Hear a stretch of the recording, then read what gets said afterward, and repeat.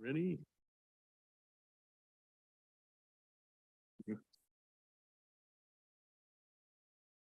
Okay, good. Good evening, everyone. Welcome to the meeting of council of October 4th. It being 7 p.m. I'll call the meeting to order. Council, we have a lengthy agenda in front of us. Are there any errors, omissions, amendments, additions? Not in a motion to adopt, please, and seconded. All in favor? Carried. We have no delegations or proclamations, so I guess we go immediately to our Wharf Avenue funding, and somebody who doesn't look very much like Mr. Douglas will give us a short summary. Thank you and good evening. So the purpose of this report is to seek council approval for additional funding for the Wharf Avenue project in the amount of $117,000 and 318. Initially, this project was funded through the BC Active Transportation Infrastructure Grant Program, covering 70% of the costs. The remaining 30% of the funded through the Canada Community Building Fund, funds that the district receives from the federal government each year, usually in the amount of about $500,000. While working with the Seashell Downtown Improvement Association and prior to construction, staff found an additional grant that would cover the district's 30% contribution to the project. This grant was funded through Island Coastal Economic Trust, or ICT. Both grants were approved and we proceeded with the project. Upon completion of the project, staff submitted a final claim to the grant fund of the BC Active Transportation Infrastructure Grant Program. Upon review of the claim, we were notified that the additional provincial grant funding, which would reduce what we were going to receive as it was used as or considered third-party funding.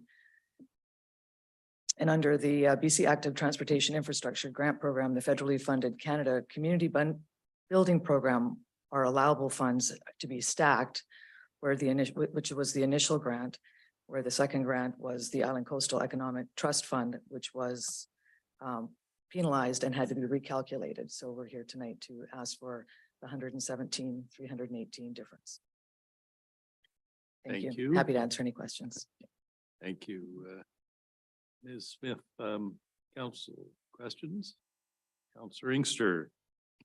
Yeah, I looked again and asked for it. I just clear where it's coming from. I've looked at the report a couple of times. Where's the money coming from?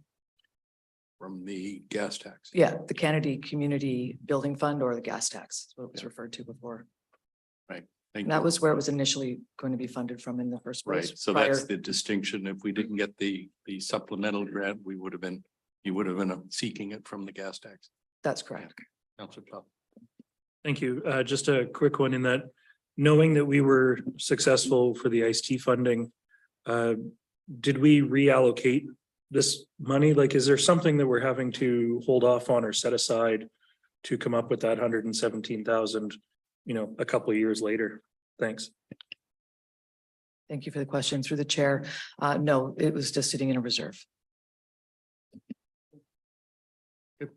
I'll move the recommendation as presented on page 3. Excellent. And the seconded, any discussion? I'll call a question. All in favor? Opposed? Carried. Thank you. Thank you, Ms. Smith. Then we go to 5.2, which is the sewer outfall remediation.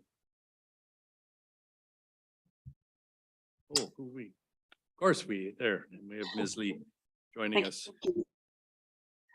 Please. I have nothing further to add beyond the report, but I'm available for any questions. There's no additional funding requested. It's only to award to the second bidder.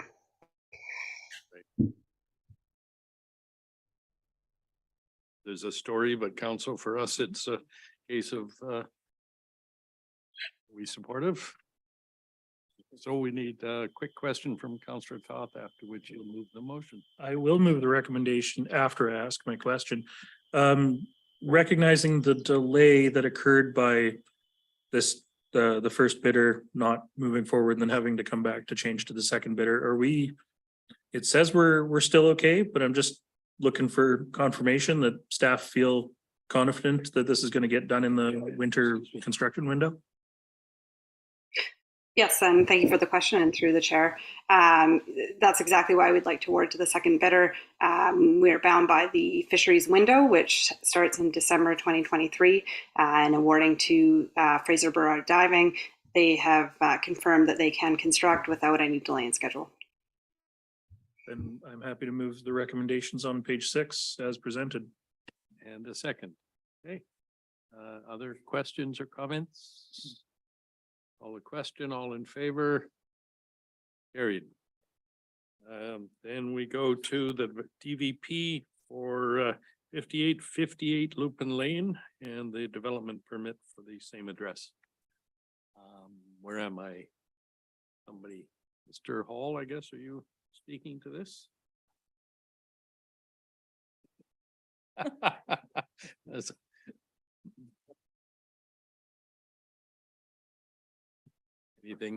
Anything you want to highlight or? Just to reiterate that both the development variance permit and the development permit are related to a subdivision application.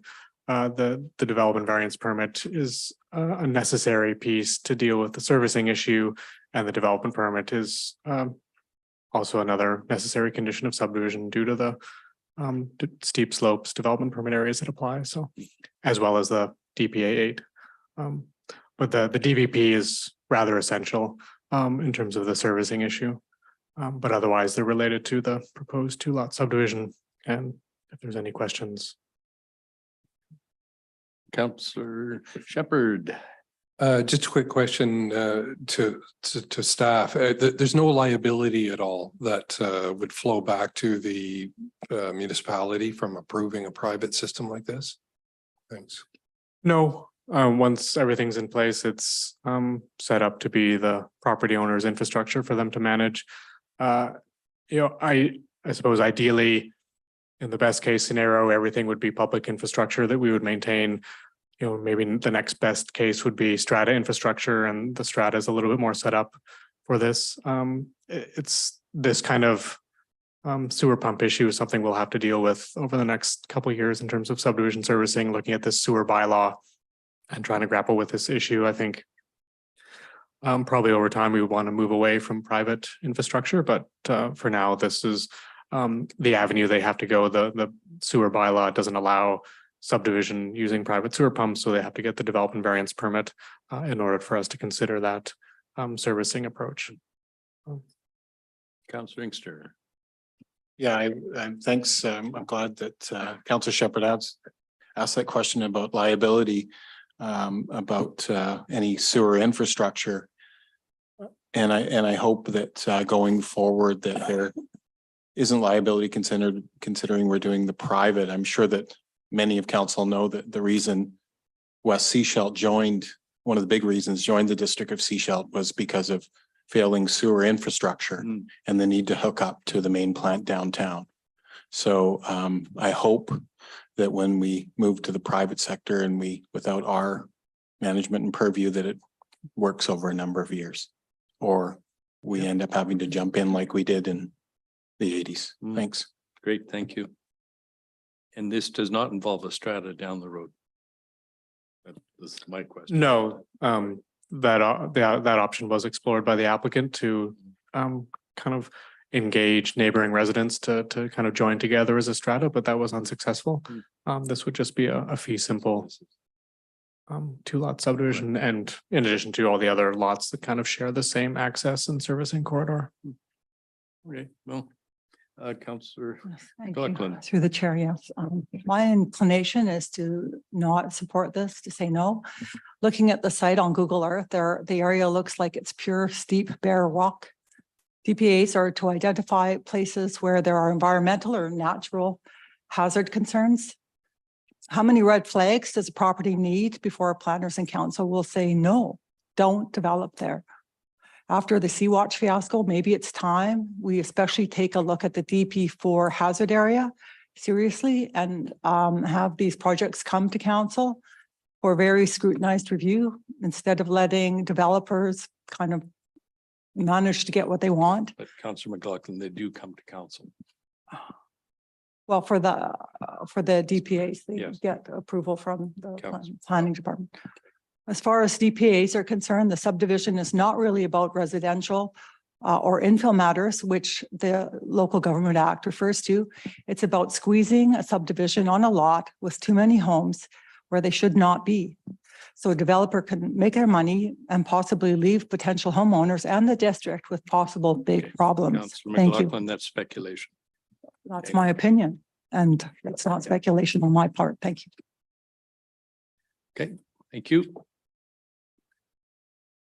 Yes, please, Councillor Toth. Thank you. Appreciate the location map showing the satellite imagery, a little more context than when it's just the lot lines. But it wasn't clear to me in reading this.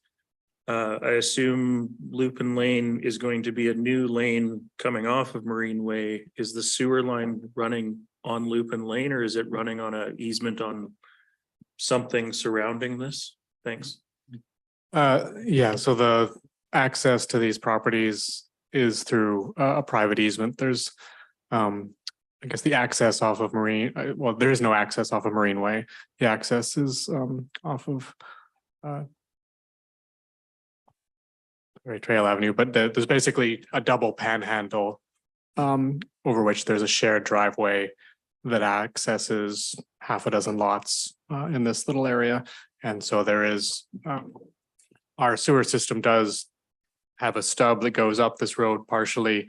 And then there's a private sewer line that extends to serve the rest of these lots. And the idea then is as not all the lots have connected, but they would all join the servicing easement. And that's one of our conditions of the subdivision application, to ensure that all the proper easements are registered on title, because they're not currently.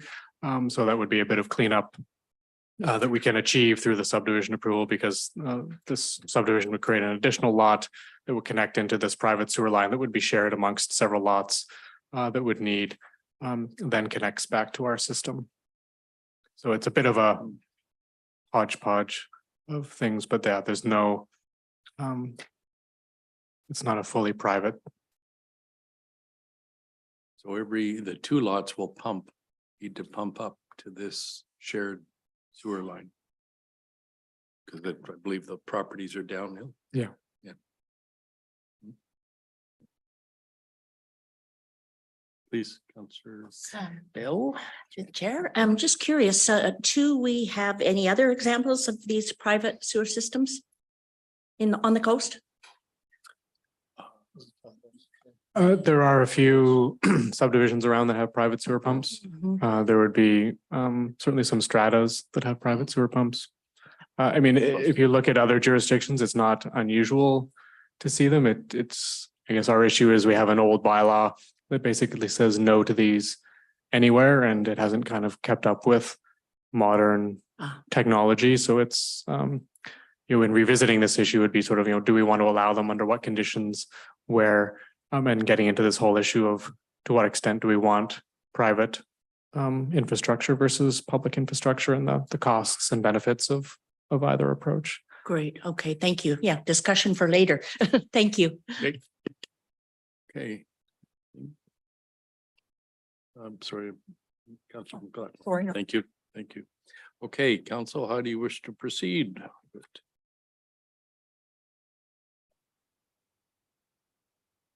Councillor Shepherd. I'll move that we approve the recommendation set out on page 9. Items 1 and 2. Yes. Clarity. Thank you. Seconded, Councillor Bell. Right. Any further discussion? I'll call the question. All in favor? Opposed? Councillors Inkster and McLaughlin opposed. The motion carries. Thank you, Mr. Hall. We move to page 22. And we have before us for third reading, this is the bylaw 580-5/2022. And anything you're going to enlighten us? No, nothing to add. We held the public hearing. The summary of that report is attached to this report, and the bylaw is ready for a third reading. Okay. Councillor McLaughlin, please. Yes, thank you to the chair. I would like to propose that we reject this reading. I will get into my reasons a bit, but the public hearing, I wasn't able to attend it, but I can see from the comments that a lot of my concerns about conservation design being required in the OCP have been mentioned and again, not addressed. I have quite a few comments on this, but again, it pertains to I think this property could be designed differently, perhaps with half the number of units, taking into conservation design, perhaps with actually green buildings, green homes to some kind of standard that we could be proud of in Sechelt. The site could also be a wonderful location for perhaps a totally different type of development that perhaps under BC Builds, where we can actually build affordable housing for people that really need it, and that it would be restricted to residents.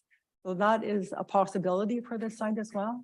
So I think pushing through with this outdated subdivision design from told in 2010, it's conventional design, it's not innovative at all, to have this design go through here. When there's been so much advance in design and green development and green design and environmental issues. And we're in an environmental crisis here. We have a water crisis here.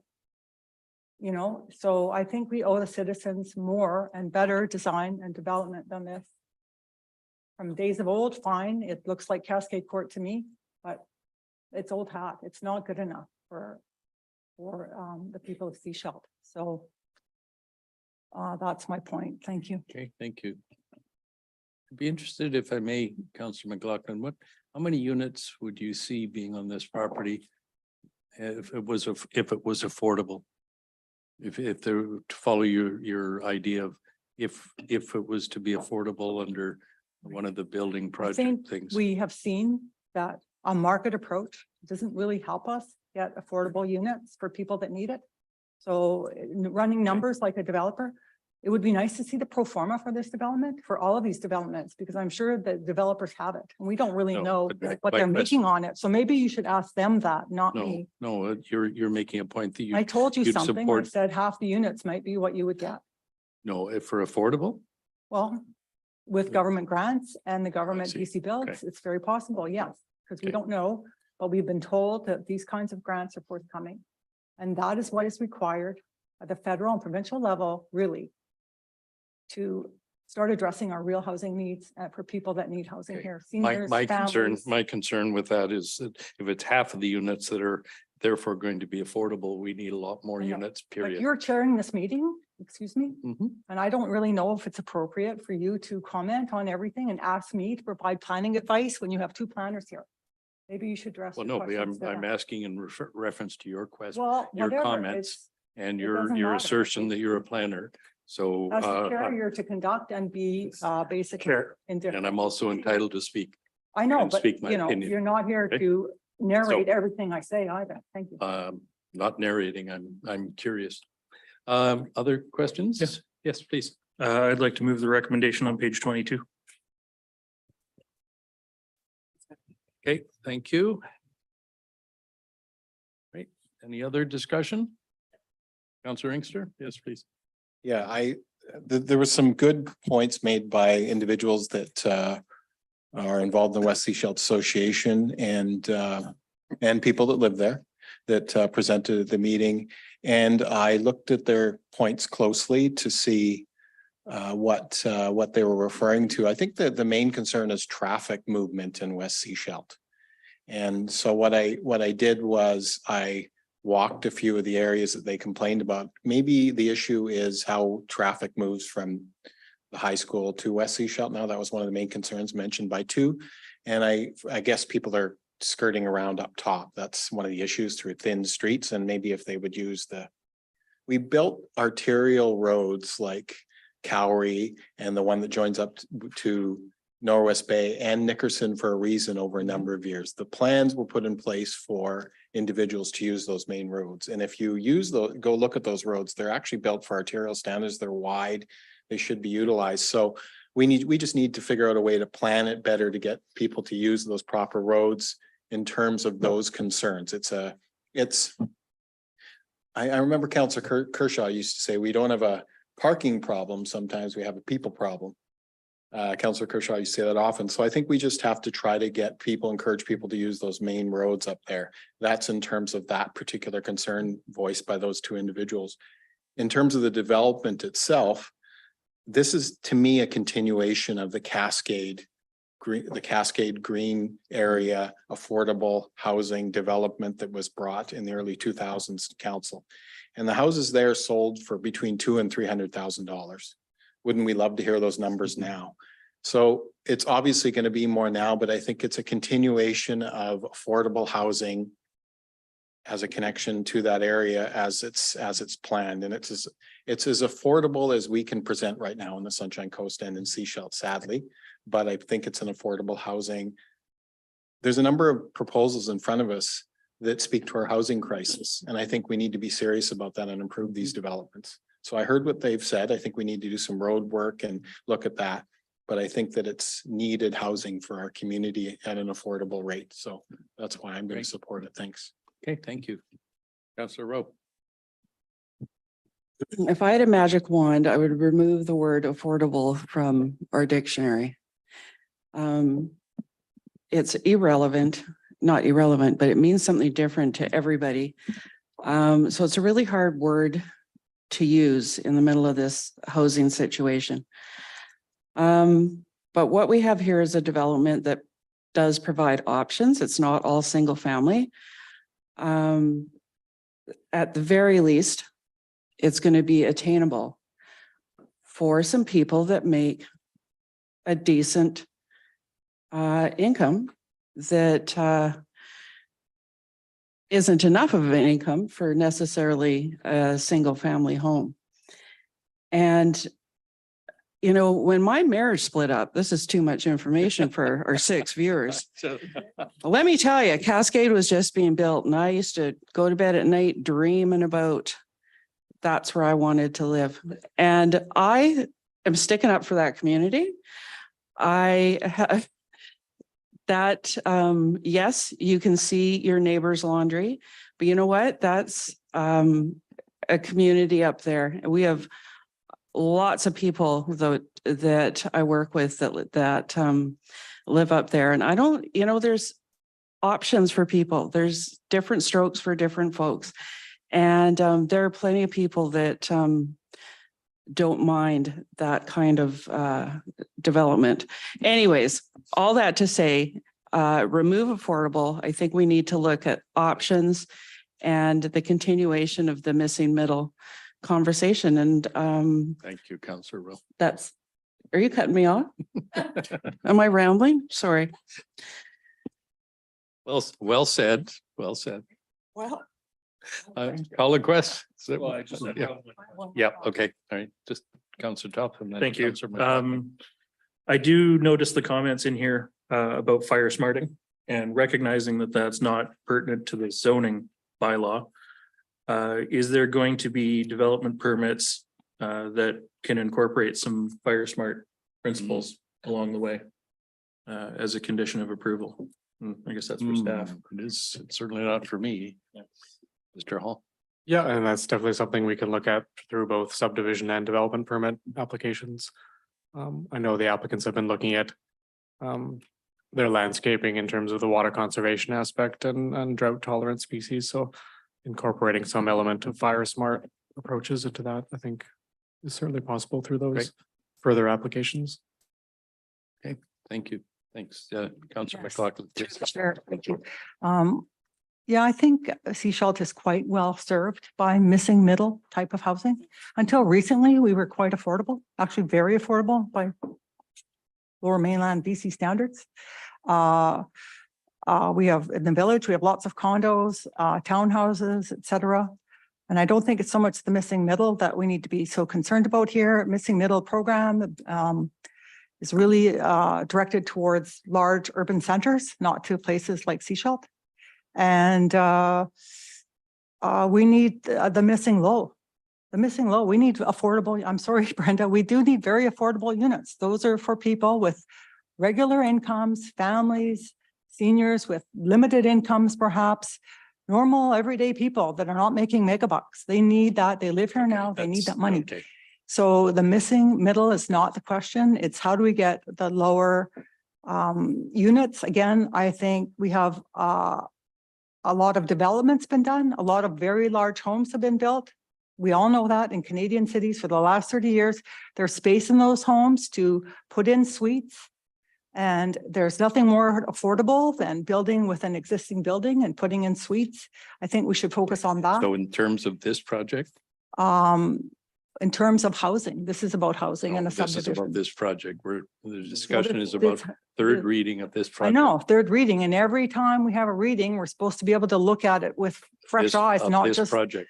yeah, this project. Yes. So, So if you keep your some- comments to this project, please. well, this project, in terms of providing that type of housing, I don't think it is providing middle housing All that right. people want, some Very good. people want. I don't think we need that. Our population needs not this kind of housing.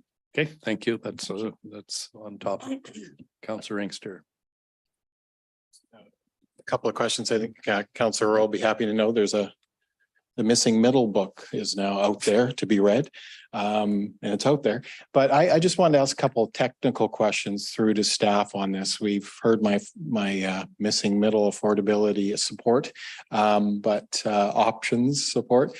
But I wanted to ask about the road and this tree cover thing that I'm becoming increasingly concerned about. I imagine there's a number of tree planting provisions as part of this development that a number of trees will be replanted. We just need more. We need more trees in our community and the road. I imagine the road that loops around there, there'll be some construction done on the main road. It's The main road? the Which road are you road that connects the referencing? development, yeah. Tower, yeah. And because it then connects up to the very good Nickerson. So I just wanted to double check on the technical aspects of this So proposal. does the question is, does the proposal contemplate work being done on Tower Yeah, Road? some upgrade to, it's not a very Okay. wide road. And it doesn't Okay, have but much of a let's, so shoulder. let's, Yeah, we will thanks. hear from Yeah. Mr. Hall. Yeah, thanks. Yeah, I mean, as part of the subdivision application, we would look at the property frontage. So any part of the property that fronts a public road. So in this case, it has obviously Tower Road. It also has at the north end Reeves Road. So as part of the subdivision application review, we'd be looking at both of those frontages and seeing what upgrades would be required or necessary as part of that application. So I can't speak to those details now. We haven't got into that, but certainly that's what we would be looking at as part of the subdivision. And then, the internal looping road that they would construct, that's obviously has to be constructed in full. And then it'll depend on the sort of the condition of Tower Road along their frontage, and if there's further work that needs to be done beyond the property, we'll look at that too, but that would come at the subdivision stage. Yeah. Okay. Yeah.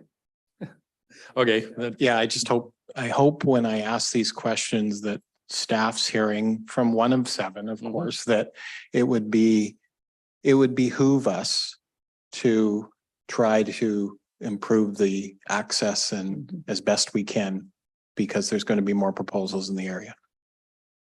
yes. Yeah. Yes. Okay. I hear you. And the tree issue, And thanks. the tree, yeah.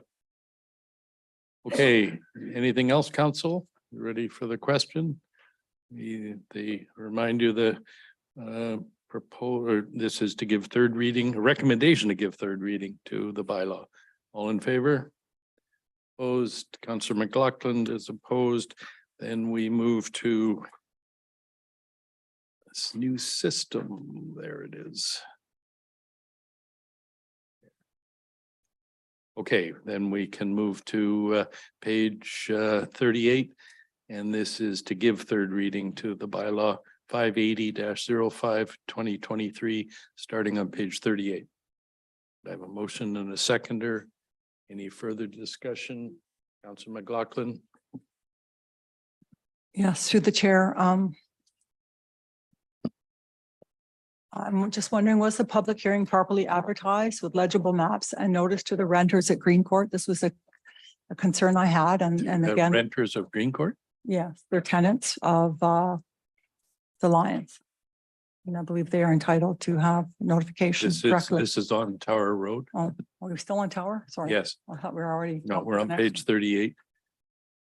This is to give third reading, the actual third reading to the bylaw. You're done with that. So sorry. I'll call the question. All in favor? Opposed, Councillor McLaughlin is opposed. And with that, we can move to the discussion about the units on, page 41, rezoning application at 5535 Shorncliffe Avenue.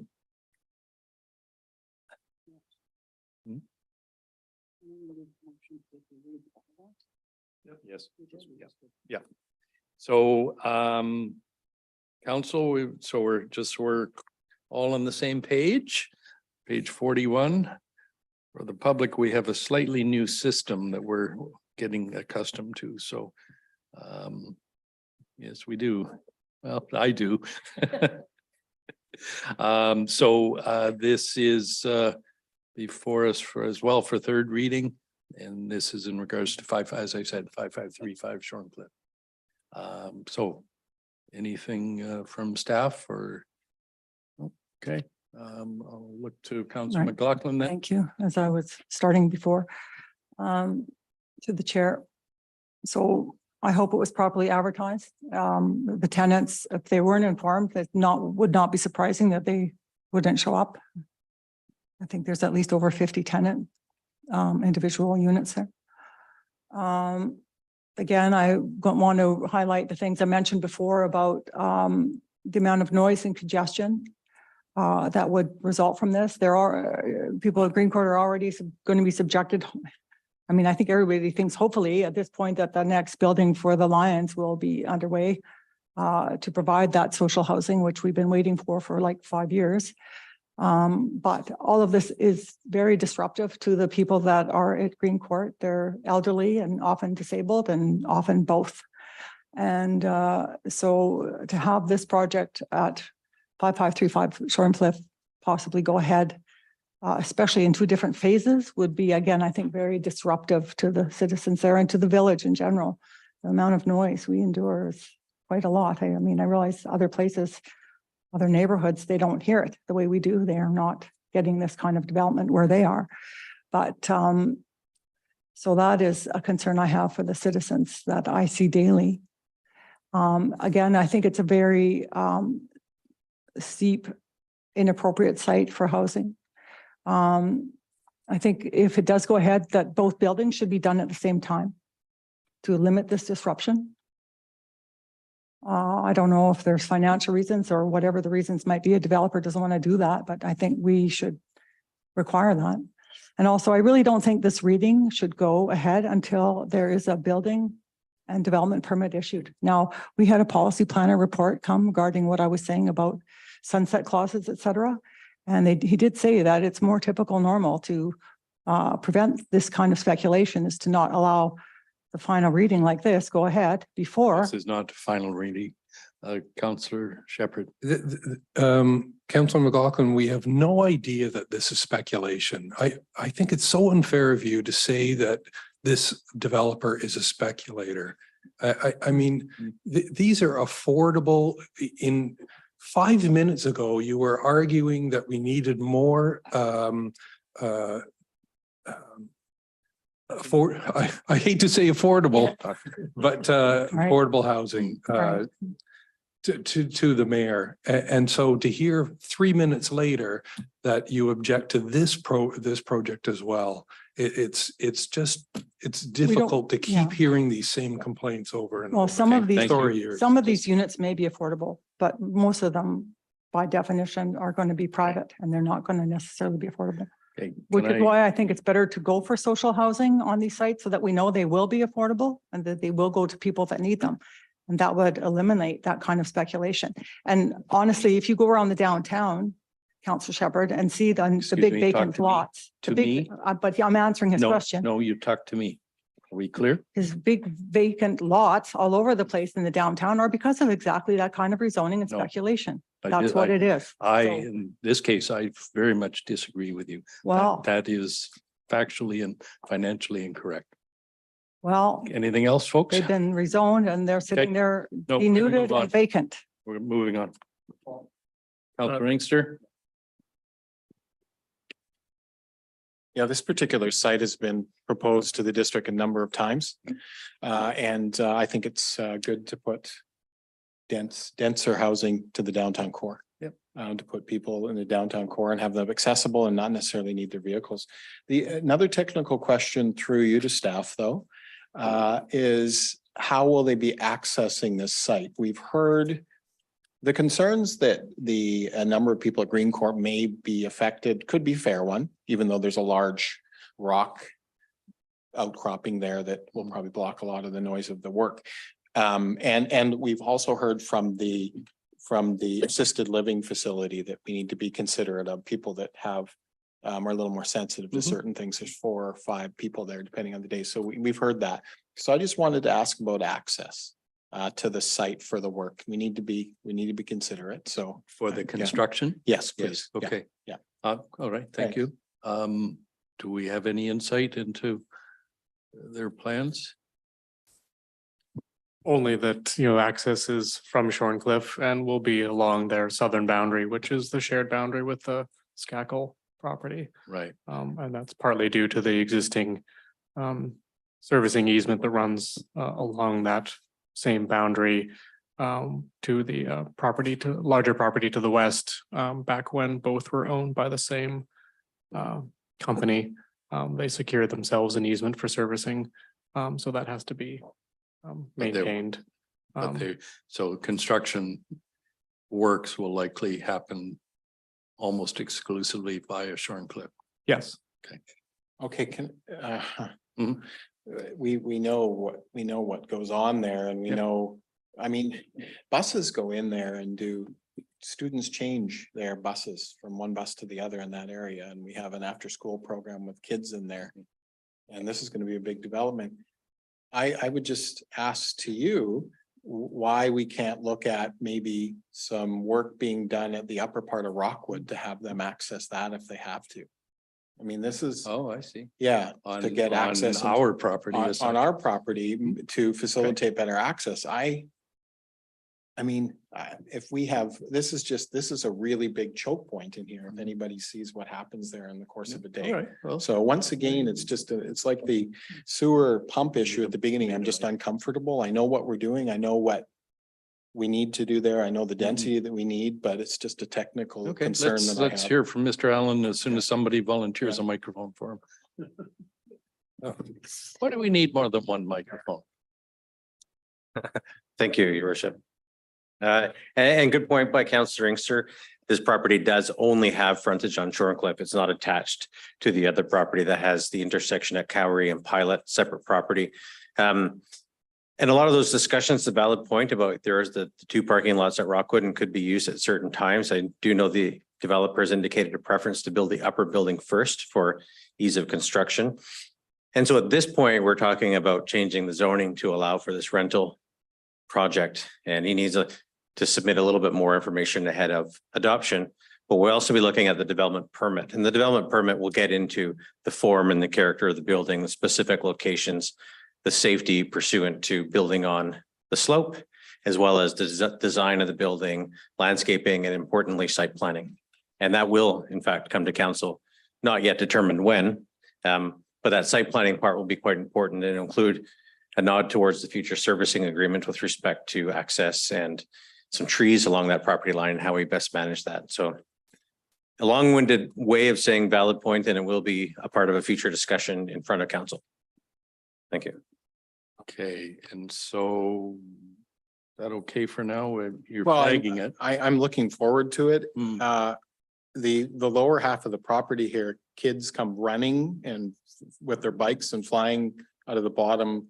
Sure, okay, over there. Yeah, they come flying out the bottom. Once again, it's if you've ever watched and been around, the kids come flying out of there. So trucks going through there. Yeah. But if we try to work with them in the upper area. Trucks going in can see kids coming down more easily. And, you know, there's I think 700 students up there and whatever. So, and Right. support staff. think- So. So I yeah. think it's an interesting Yeah. idea and I'm not hearing any rejection that it's a possibility, and I'm sure the developer is either listening or will watch this later, and I'd be surprised if he didn't approach our staff pretty quickly saying, can we? Yeah. Or how can we? Thank you. Councillor Toth. Thank you. I've supported this previously. I think we desperately need rental housing.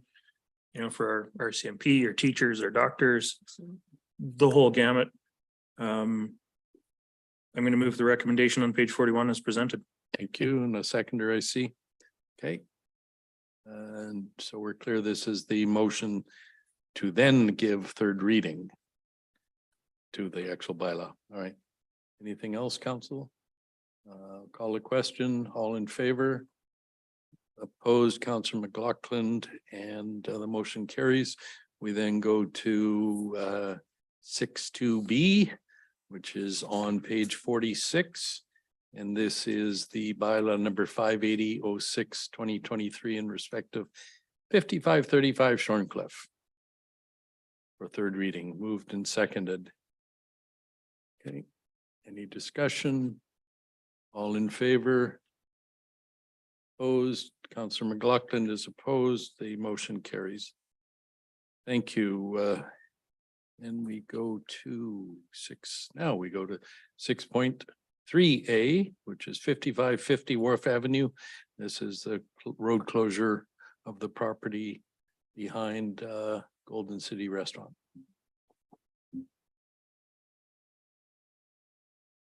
Oh, can I? We've all had a chance to read the fairly thorough.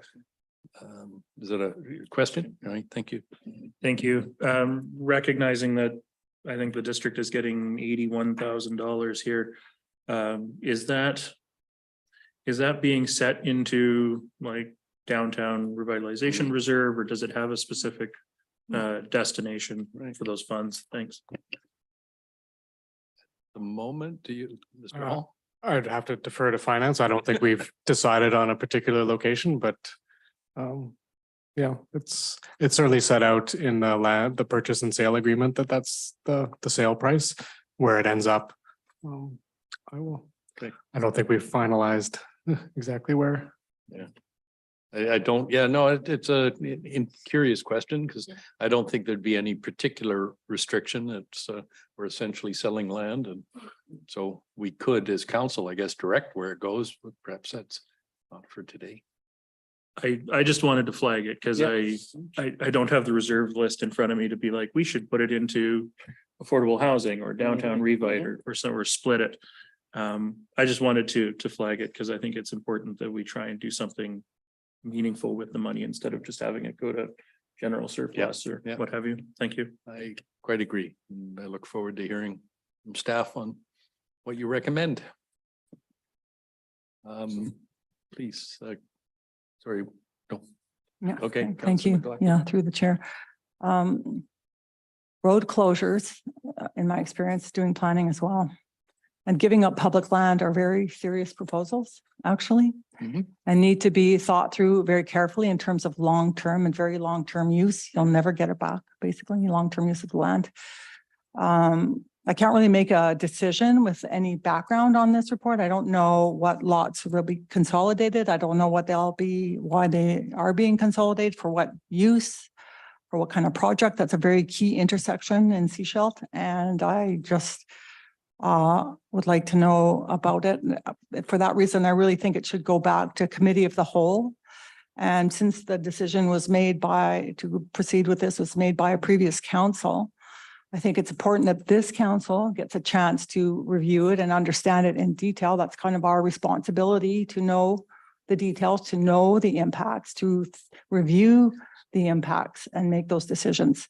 And right now, with the information I have, I don't know much of anything about it, except that I'm worried that just going ahead is just kind of hasty from what I could see here.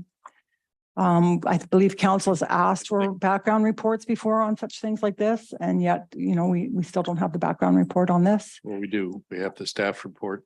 No, the background report that And we- talked about it when the other council decided to undertake all this. And it's a lot of work to do this type of thing for staff. Mhm. This is a lot of administrative work, and there is a cost for doing that. So, I mean, again, looking at what the benefits are to the landowner, what costs do they pay and what costs do we bear for that? And So I maybe think the that's question something to is, consider at Mr. a Hall, committee of the whole. The question is, how was the price determined? We had an appraiser calculate a price. Okay. And then that was the first time, and then because a year had gone by before they had made a complete application, we asked them to get an update to the appraisal, which resulted in an increase in the purchase price. And on the subject of the consolidation, I mean, that was our requirement, that because the property owner owns 3 lots that surround the lane area on 3 sides. The closure of the lane itself, the property would not be, that area would not be large enough to be a functional parcel, so we required them to consolidate, and because they owned the properties all around it, we required them as part of this process to consolidate them all, and that would result in a single large parcel that would have more development potential than the 3 individual pieces as they are now, which are all zoned commercial and within the downtown center OCP designation, which would allow for more significant development as a larger parcel. So we sought them out to do this, and it's a fair market value for the property. They wanted to acquire the property, but we required them as part of that process to consolidate all their properties into one larger parcel. Thank you, Councillor Toth. And just to clarify, looking at the map on page 52, that's parcels 1, 4, and lot A, I believe. Yes, okay. Thank you. Councillor Inkster? Yeah, thanks. I think this I guess, purchase of something that the public really doesn't use much, the business does, just tidy up that area a little bit. I think a continuation of that road, although it's not indicated here, would drive right into a building. Right. So to get rid of this, I'm okay with it. Okay. And I like the suggestion that hopefully it comes back to us. I think Downtown Revite Fund is projecting again. I think the Downtown Revite Fund is a good fund for this to go into, at least to begin. Thanks. Okay. All right.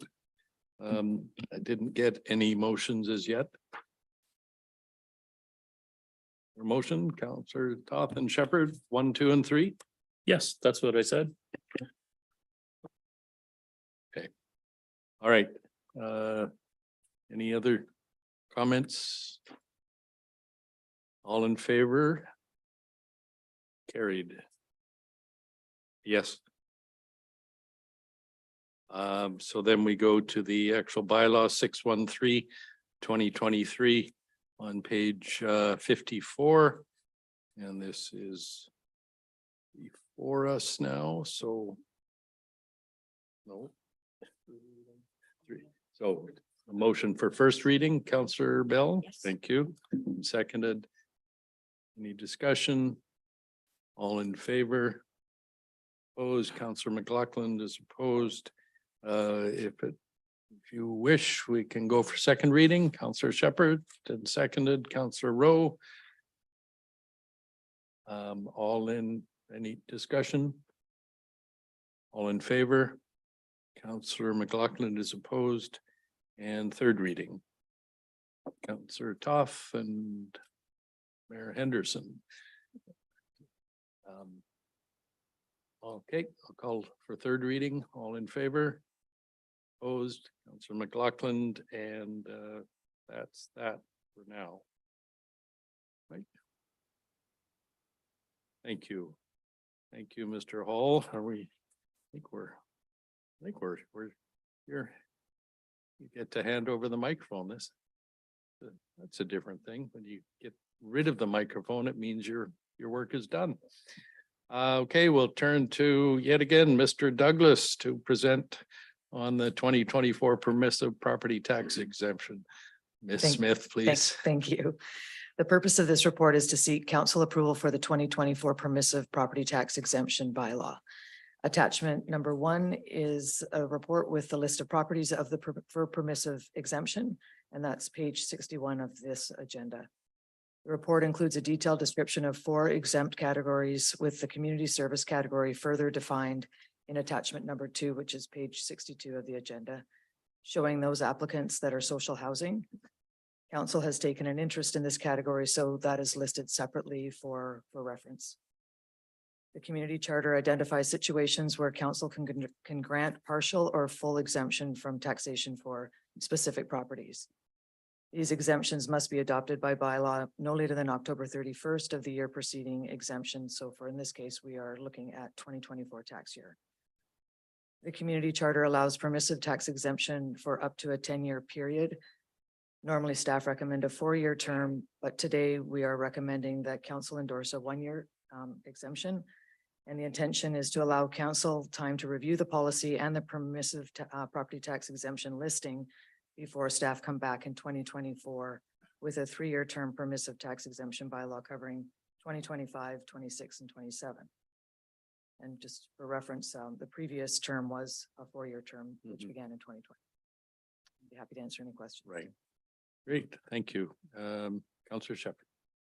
Question to staff through the chair. I'm wondering if there are any changes in the exemptions from last year. Thank you. Okay, okay. Thank you for the question. Through the chair, no, they're consistent usually from year to year. So we haven't added any new ones. No. Okay, very good. Councillor Top. Thank you. And, you know, you'd think this is my first time seeing this list, but one caught my attention here, under category 2, the community services one, the very last one, which is Sunshine Coast Search and Rescue. That property, I think, is the regional district offices. 1975 Field Road is the same property. So I guess my question is, does the regional district pay property taxes to the district of Sechelt? Are they exempt as a government to government thing? And is this, actually, I'll leave it there for the moment. Thank you.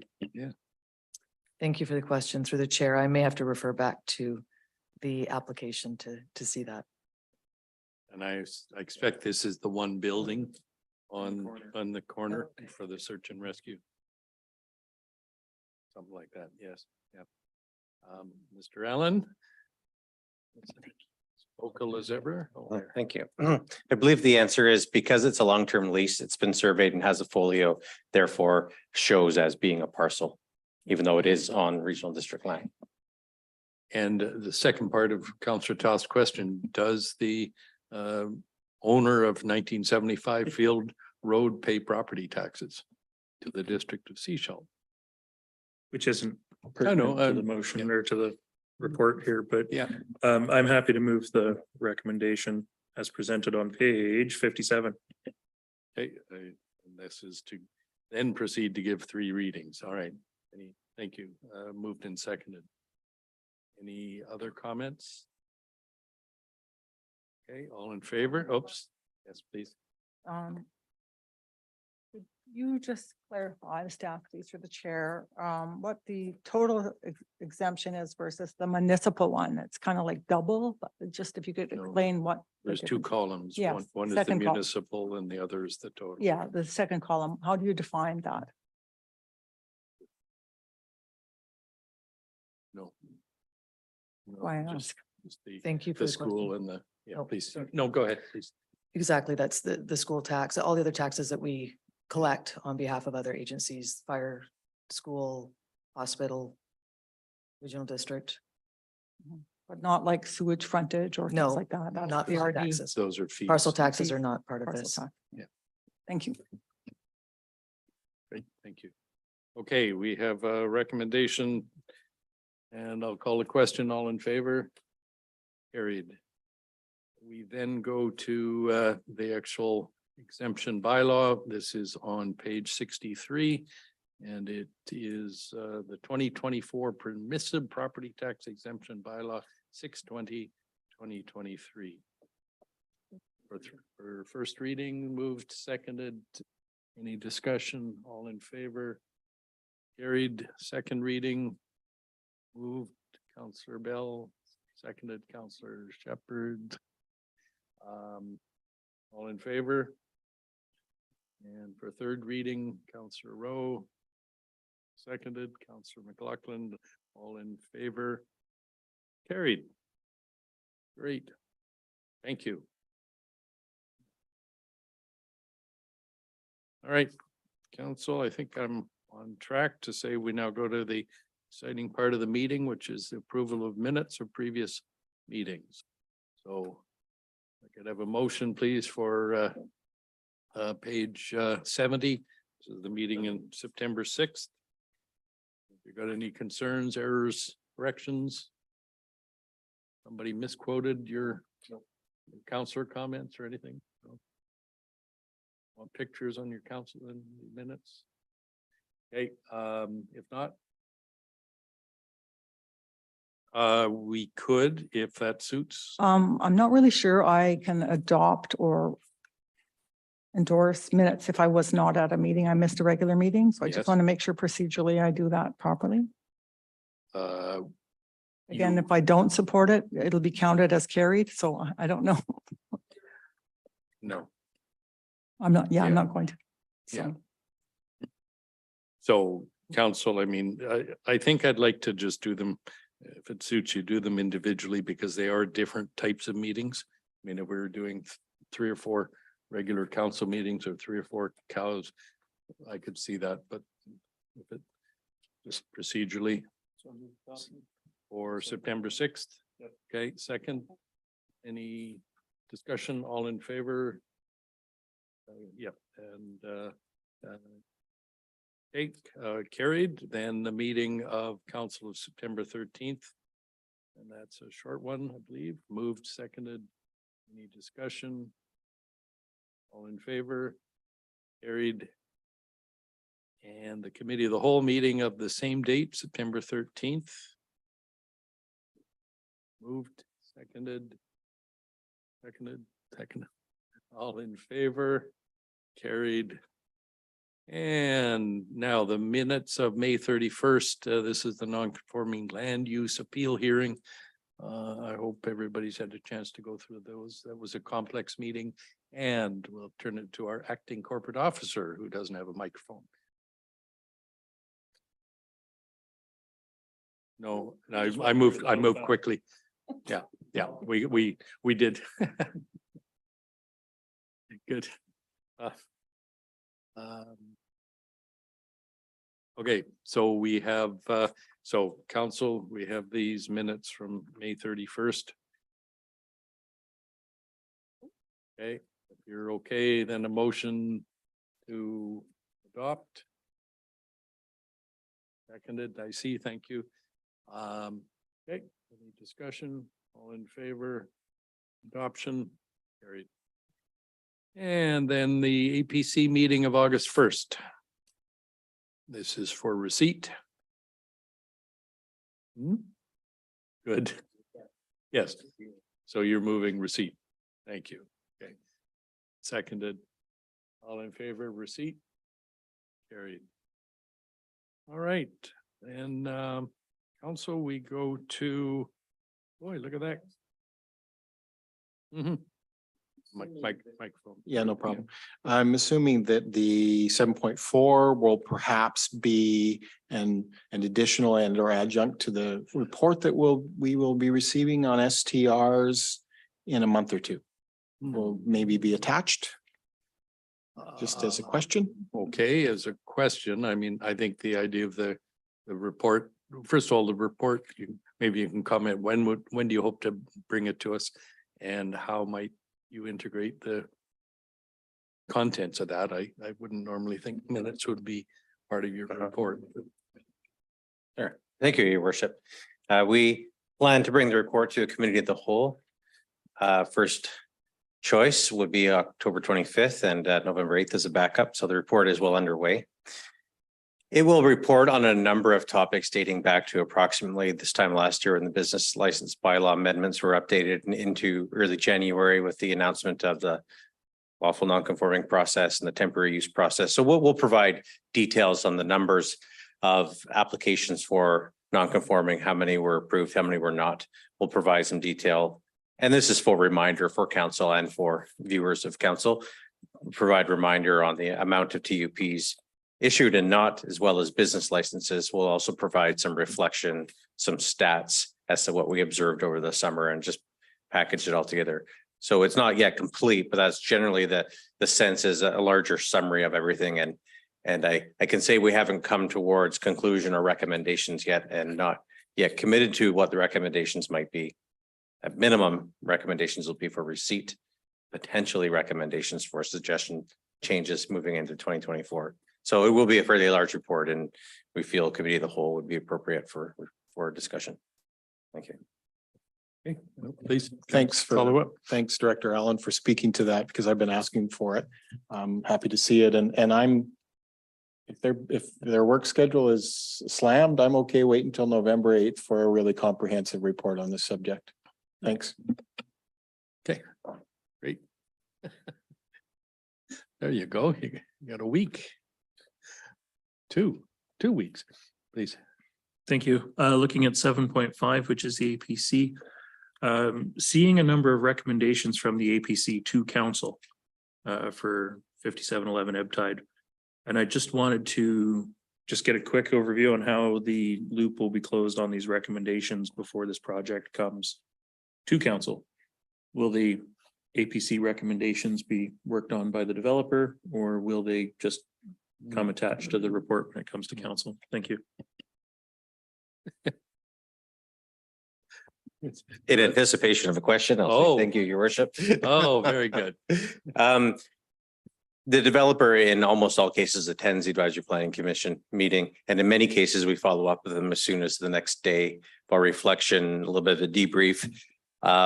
Where the comments are great and they make sense, we as planners and applicant file managers and the applicants are working on them. So in some cases, the comments they may think about or maybe they disagree with. Nonetheless, minutes are here. When we come forward with the report on the development permit, we'll refer to the APC and their comments. We'll refer to changes that have been made, changes that have not been made. In some cases, we may enjoy the leverage of a council decision saying, yes, please make those changes, or we may explain why the changes aren't applicable or just simply don't work. And so there's the dialogue continues.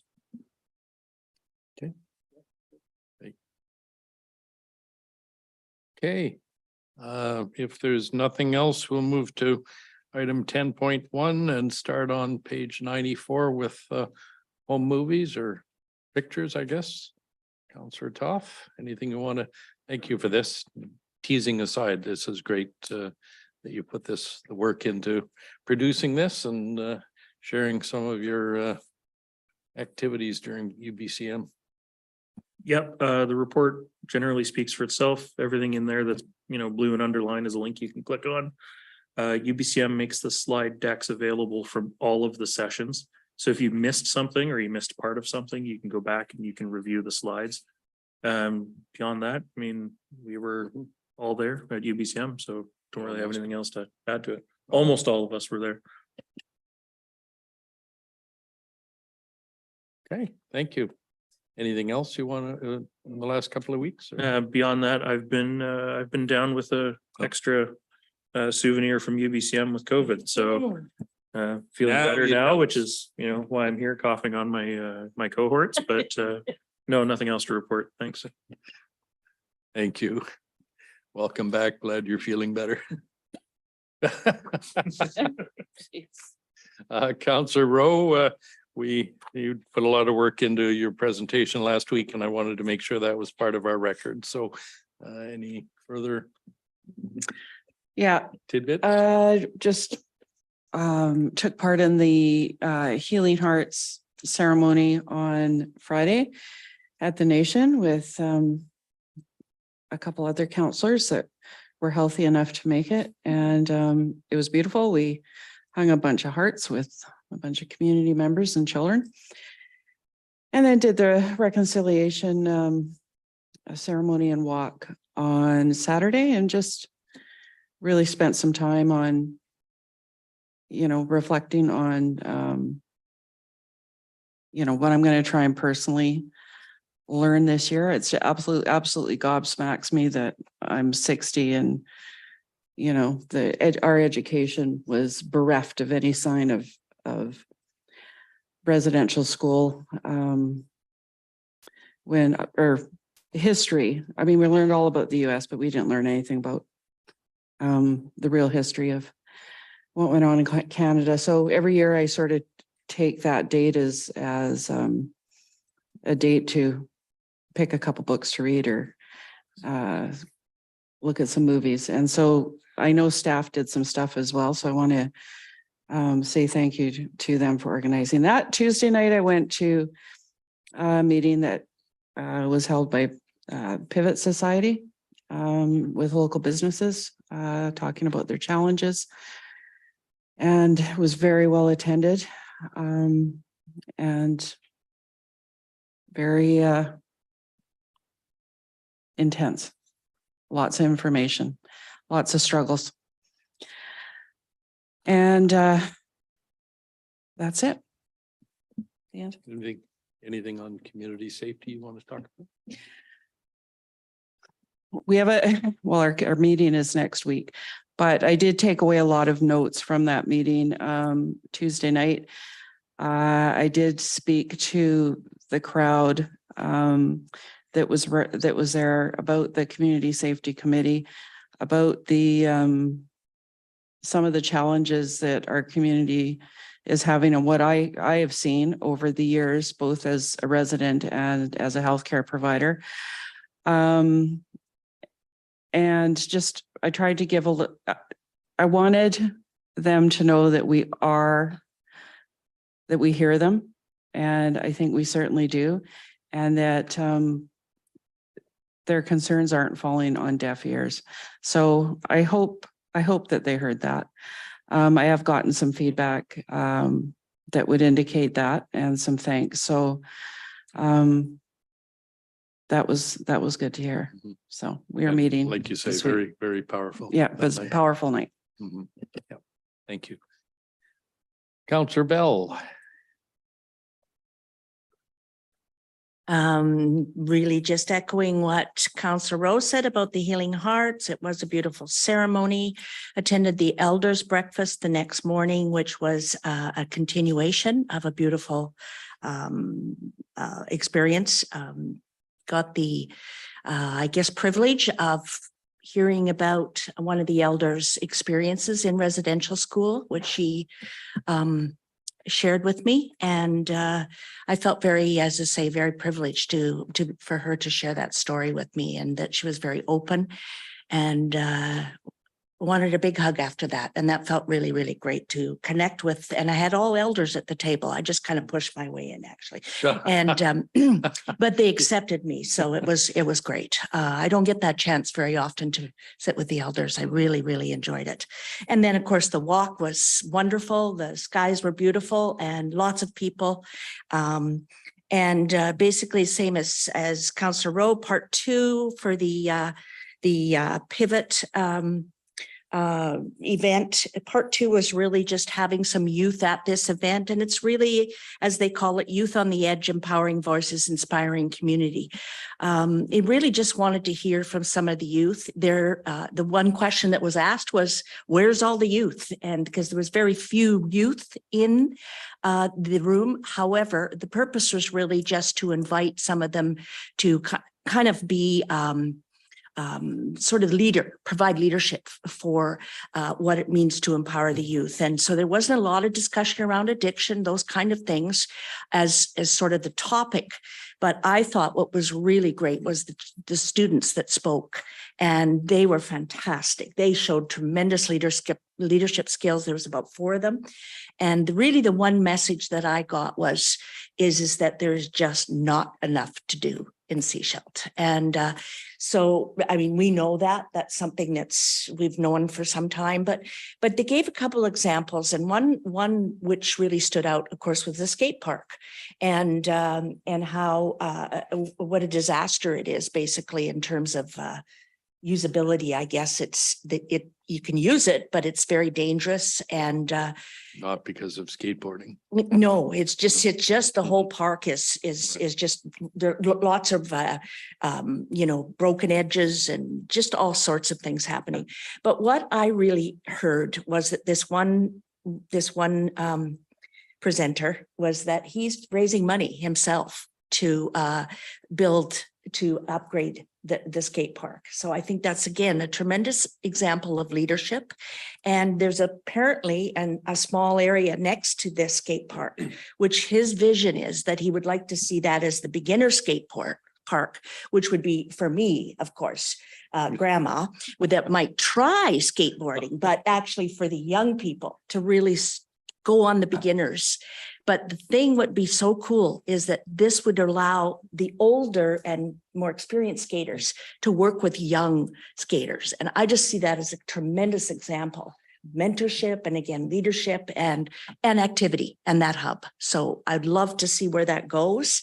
Then after I just spent time with one of the families, the groups, and we just talked about what are some of the things that they see, the families in terms of the youth. And so some really great opportunity for conversation, which I loved. I want to see more youth there. And it was great. Thank you. Thanks. And just to point out the powerful presentations you're referring to were these young people playing the role of others who didn't want to come out and express themselves. And so it was both a talented group of 4, but they were expressing much more views than just their own. So it was very, very impactful. Councillor McLaughlin. Yes, thank you through the chair. Attended UBCM day after day, going full tilt, was pretty exhausting. I guess I'm out of practice. But it's very interesting, very exciting. I met quite a few different people from smaller communities, which when we do our sessions, coming from Seashell, we tend to be directed toward these Vancouver Island smaller groups or smaller communities. So yeah, we do share a lot of their issues, and so it's good to hear their insights. Some of the highlights are that in terms of resilience and tackling climate change, that we're all pretty ill prepared, that it's something, we had the mayor from Merritt, he was saying, we had a plan, but we didn't implement it, like, we're sorry. So please, everybody do that. Start doing that. It's serious. And so I heard a lot of strong messages there in terms of, small community issues, and we share those. Again, some of the speakers, building homes, building communities. John Herdman, the soccer coach from the men's and women's soccer. I was surprised. I thought he's just going to be a jock and he's going to have the usual stuff to say, but he was very inspirational. And so I was very pleased to hear him and got a lot of tips from him. Definitely anyone would. And we had Kevin Falcon give us, a tongue lashing basically. So that was hard to take early in the morning, but I managed to do it. Port Authority tour, very interesting. I get on quite a few boats already, but of course, everybody loved that tour. I think that was the highlight of a lot of people's trips, just getting out on the water, coming close to those giant shipment boats and understanding the history of the port, which was very good. It was a wonderful day and a wonderful thing to do. So those are a lot of the main things. Also, some of the meetings we attended with ministry representatives, ministers. You're juggling a lot of things running around. So I kind of got the lay of the land. It took me a while to figure out how you have to really juggle a lot of balls at the same time there. And also save your sanity and have a little rest in between, which, if you don't, you're going to probably get worn out pretty bad, which I was very tired when I came home. So I would rest up for that next time. Yeah, thank you. Okay. Other than that, this week or last week attended a Seashell Nation and BC government session at the Nation Hall. Very interesting to get that detailed information about how to work with them, the nation, how to plan with them. There's always more information on that, which of course we all need to absorb and integrate and learn about. So that was very good. Also, I went on the reconciliation walk, heard the presentations, which are of course riveting. And it just opens your heart definitely with not just our neighbors, which they are, but they're also our friends and they are our people. We are their people. There are people. So we really, I'm starting to get that feeling, like we really have to really work together and on a intellectual level and everything else. So those are the main things so far. Thank you. Great, thank you. Councillor Shepherd. Anything left? I won't say much more about UBCM. It was my first time, great experience. I'll say that, and some great presentations here of everything that went on. I particularly enjoyed a smaller event on the uses of public hearings and what the future is, because I know a lot of some of our residents are not very happy that there's much feedback and they're unsatisfied with it. So brought some material back for people to read. And beyond that, attended, I know with a couple of other councillors, a housing action table meeting, and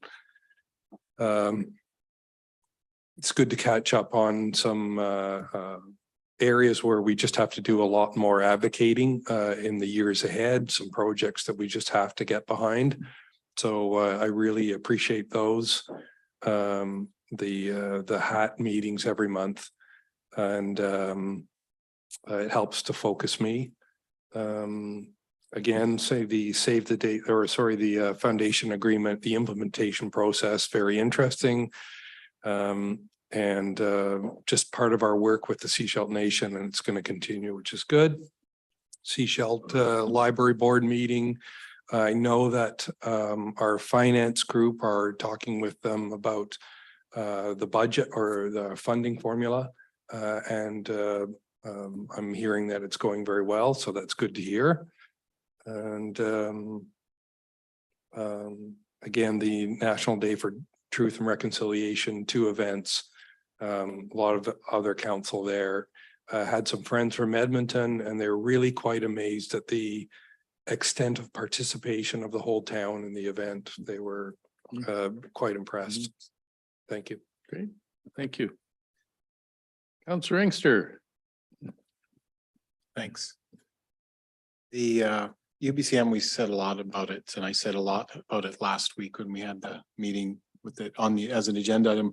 Just wanted to remind everyone that when we go to UBCM, that a lot of we're hearing from similar communities with similar problems. So when we're hearing from our community concerned about issues with homelessness and people unhoused and some of the issues that they're identifying with theft and that many communities are dealing with those same issues. And if you follow news from other communities, some of the same things are happening everywhere. So it's very difficult when a lot of local people say, wow, what's wrong with Sechelt? And we know from going to the UBCM and et cetera, and talking to other communities, which is part of our role there to talk to other people, is that it's happening in a lot of communities. And there's a lot going on in Vancouver Island as similar communities to ours, very, very similar issues. The last weekend was, I'm assuming this council throughout our term will continue to go to those, of course.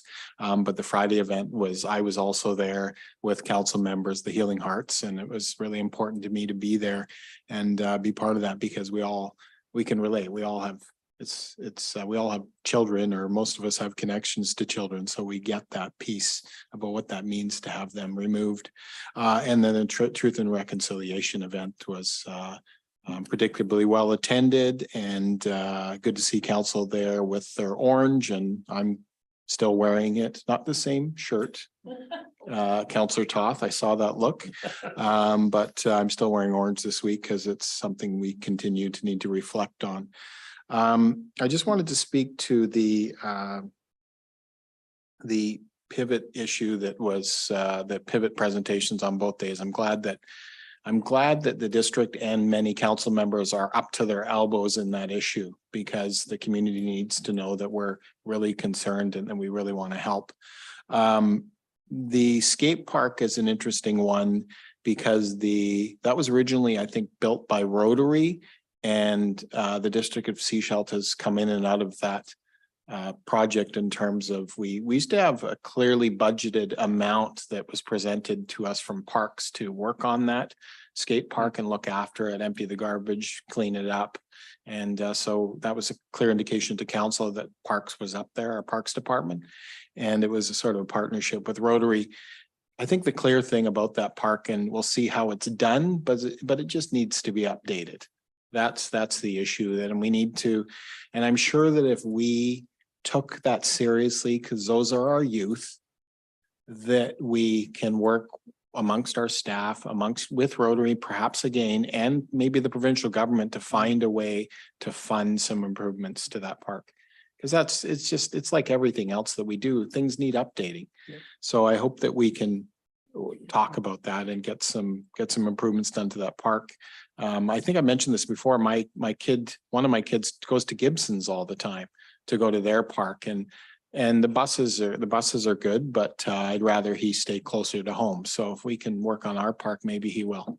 So that's a personal request. Thanks. Okay, thank you, Councillor Inkster.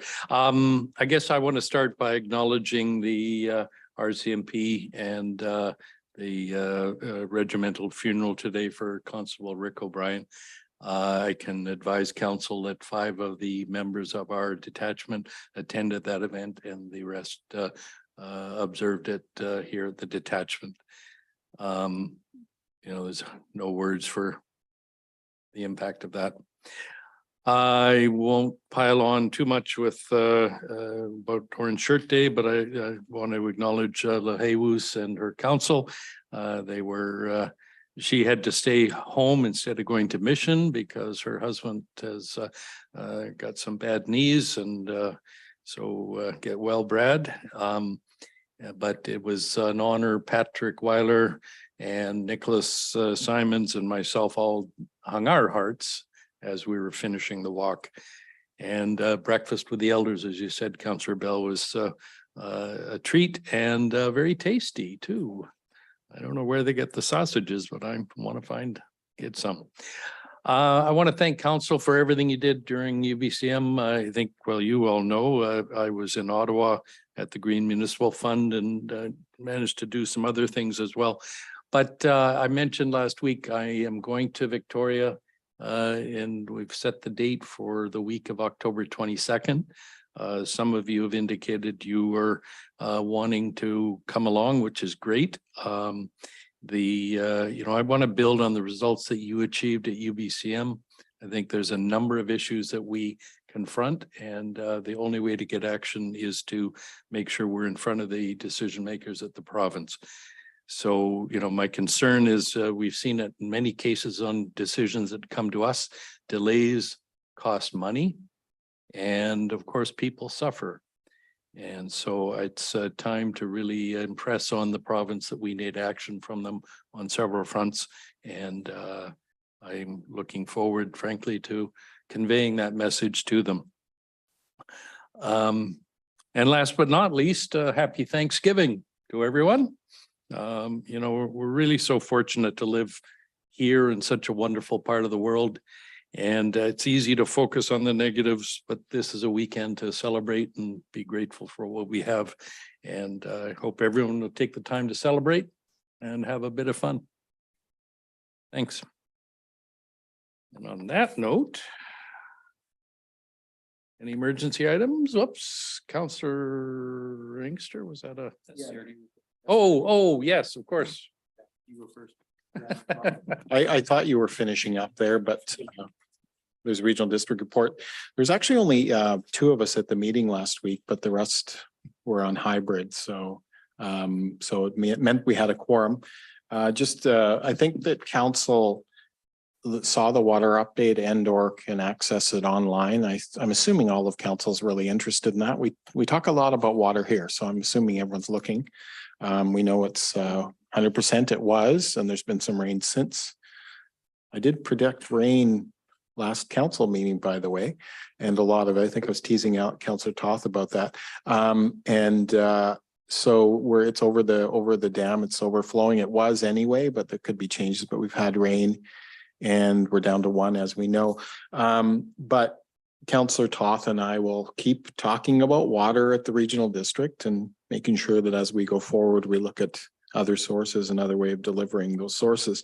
I just want to mention a second thing that was going on at the regional district. What's really important to me is transit. I keep pushing on the transit issue at that table to increase services, not only in areas in which we have some growth in Sechelt and more people living, so that we get people out of their cars, but also through the corridor so that people get to use the ferry and or go between the two communities. So that's coming. More buses are coming with that. But one of the things I wanted to mention is the payment system. We're a little bit, I guess I would say in the Stone Age up here. We still look at, although it's inexpensive, only $2, there's only a couple of ways you can pay, I think, cash. and other, I think there's a token system. But anyway, there's a local sort of like the Compass card we'll be using on the coast coming in November, and then they'll look at credit cards and bank cards. That's actually how I went in and out when I had to go to Vancouver, is I just tap everywhere. So it's part of that dream that Councillor Toth has to hear me talk about at the regional district. So that's really good, and that democratizes, in a sense, our transit system if people can just tap with cards that we all have. So, and or their phone that has cards on it now too. So it's really important to me. I keep talking about it, more service and easier ways for people to use those services. Thanks. Great. Thank you. Councillor Toth. Something to Thanks. add? Yeah, as it happens, pretty much everything water. Water conservation measures, as of today, have actually been lifted everywhere, except South Pender, which is still on stage 3. So it seems like Harris Lake is not recovering yet, the way that staff expect it to each year. So there's might be something more going on there. There was a water rate structure review that was presented, which looks at moving towards metered rates. And at this point, because Sechelt doesn't have meters yet, and the hybrid format of the regional water system at the moment, the program would start up in the Pender systems. And so in 2025, after a year of sort of mock billing and data analysis, they'd look at incorporating metered rates up there. And the regional system would follow after all the meters are in, and expected private leaks have been found and fixed. So they've got a better understanding of the consumption of water in the regional system. The SCRD gave readings to changes to the water rates bylaw to allow registered farmers to continue to water during stage 4 watering restrictions next year. It was applicable for this year as well, but by the time we gave the readings, we're already off of stage 4. Staff figure it to only be about a day's worth of water usage each month that the farmers are watering, but not all of the farms have meters. So it's a bit of an educated guesstimate at best. And then I'm going to be chairing a public hearing on October 17th for a project down in Area F. I think it's 10 or 12 lots. I think it's the first public hearing for the new board for this term. So yeah, it'll be interesting. I've already told all the directors they should come and see how it's done. I quite enjoy chairing public hearings. So, that's my SCD report. Thanks. Can you put that in the minutes, please?